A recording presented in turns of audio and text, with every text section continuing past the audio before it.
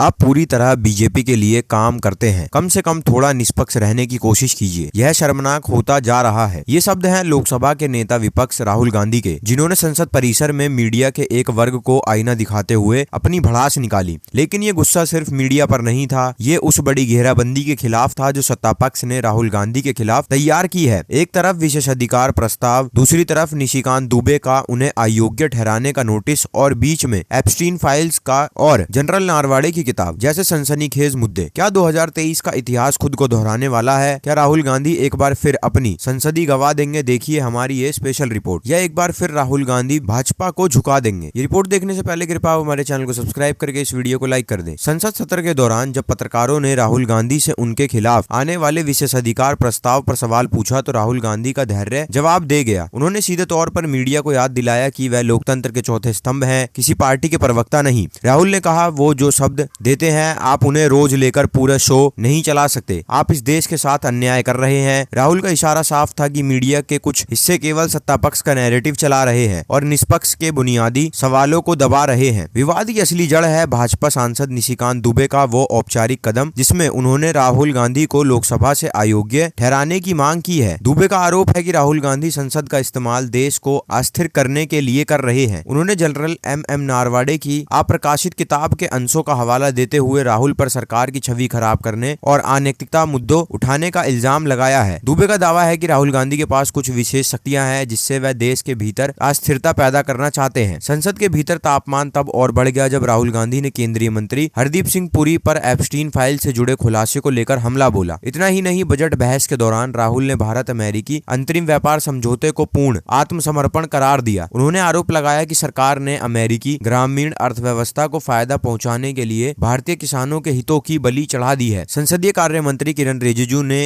इन आरोपों को सफेद झूठ बताया और कहा कि राहुल सदन को गुमराह कर रहे हैं। याद कीजिए मार्च 2023 जब मानहानि के एक मामले में राहुल गांधी की सदस्यता चली गई थी। आज फिर वही माहौल बन रहा है। किरण रिजिजू का विशेषाधिकार प्रस्ताव और निशिकांत दुबे का नोटिस, ये दोनों मिलकर राहुल के लिए कानूनी और राजनीतिक मुसीबत खड़ी कर रहे हैं। सत्ता पक्ष का कहना है कि राहुल बिना सबूतों के देश की ऊर्जा सुरक्षा और ट्रेड डील्स पर सवाल उठा रहे हैं जो राष्ट्रीय सुरक्षा के खिलाफ है। वहीं विपक्ष इसे आवाज दबाने की साजिश कह रहा है। राहुल गांधी के बयानों पर कार्रवाई कितनी जायज है? क्या ये वाकई संसदीय मर्यादा का उल्लंघन है या फिर नेता प्रतिपक्ष के सवालों से बचने का एक रास्ता? ये सवाल आज पूरे देश के सामने है। आपकी इस मुद्दे पर क्या राय है? क्या राहुल गांधी को अयोग्य ठहराना सही होगा? हमें कमेंट बॉक्स में अपनी राय जरूर बताएं। देखते रहें ऐसी खबरों के लिए वायरल समाचार।